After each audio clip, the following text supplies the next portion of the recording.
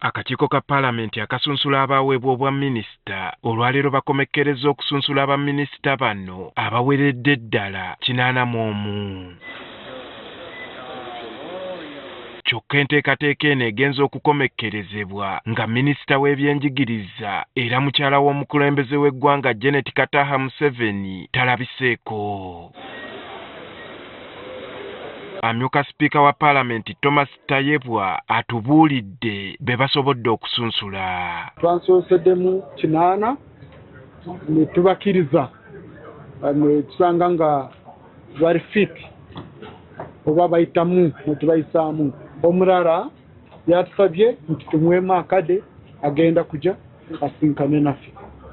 So ekyo twakimaze bulungi. And you will allow me, I don't go into issues of names. Tayebwa ategeezezza nti kuba n'abasunsuddwa omu obwa minisita bwandimuyita mu myagaanya gy'engalo ng'ensonda enneekusifu mu kakiiko kano zitubbiddeko nti ono yandibala Lawrence Muganga eyabadde alondeddwa ku kya minisita omubeezi ow'ensonga z'omunda mu ggwanga.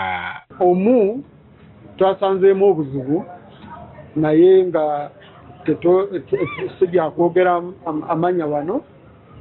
Ensonga zaffe tugenda kuziteeka mu kiwandiiko kyaffe kye tugenda kuwa omukulembeze w'eggwanga ng'etteeka bw'eryoga. Baba badde basuubirwa okuba n'obutuuzi obw'emirundi 2, abamu ku bo bejjeeredde.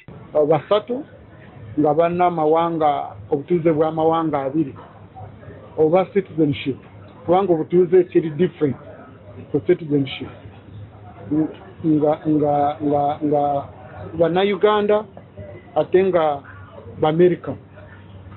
Then nga tulinamu n'omulala omu nga ali w'amawanga 3.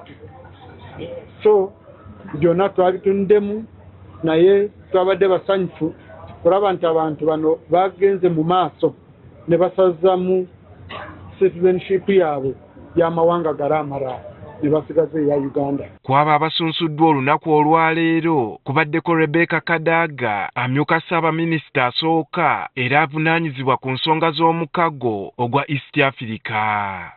Tulina endagaano gyetutambulirako eriko amasiga 4 kakati amasiga 2 aga Dominion Common Market gatambula dda ne esiga erya Monta Union eya sente ez'awamu ez'obunaana ne esiga ery'okugatta ensi zaffe ebinatandika.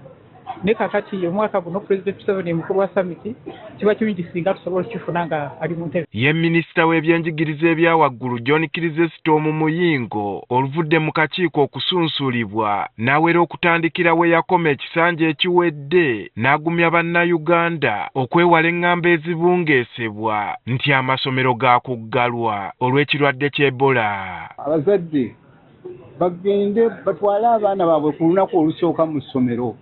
Kati ndabayo ebintu ebimu ebiteekeddwa ku mitimbagano era nga olinganga olyagala okulemesa abaana okugenda ku ssomero. Olwedde abaana n'abazadde tebanateeka mu maanyi ate olina gyoneka social media twakalabyako akatambula ennaku zino. Bannanga abaana mubagambe, abazadde mubagambe batwale abaana ku masomero bonna tebasome. Amos Lugoloobi asunsuddwa ku baminisita omubeezi ow'ebyensimbi okukosa okuteekerateekera eggwanga ategeezezza nti wadde nga bakoze buli ekisoboka okukulaakulanya eggwanga na buli ssekinnoomu omuwendo gw'abantu ogweyongera buli lukya kukyali kusoomoozebwa gye bali. Tulina okwekuba mu ttooki enzaala gye tuzaala abantu be tusobola okumanejinga tuleme kuzaala ffa okuliyetinga burden eri economy ya Uganda.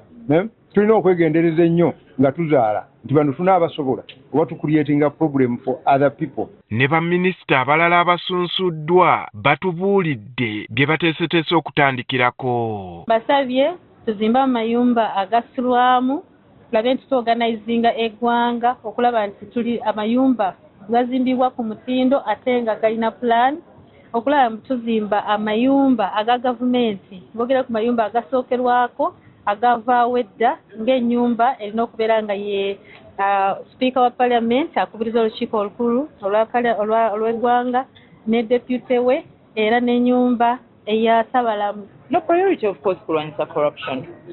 Ekizibu ekisinze okuzingamya revenue collection bw'ogattako tewali nkuŋŋaanya y'emisolo naye n'ensaasaanya yaagyo. Are going to continue with the fight against corruption, and despite as Minister for IT, we are now going to fight corruption digitally. Kati oluvannyuma lw'akakiiko kano okumaliriza omulimu guno kakuweereza omukulembeze w'eggwanga alipoota ku kusalawo kwako. Andrew Kagwa, Agafeeyo, Spark TV.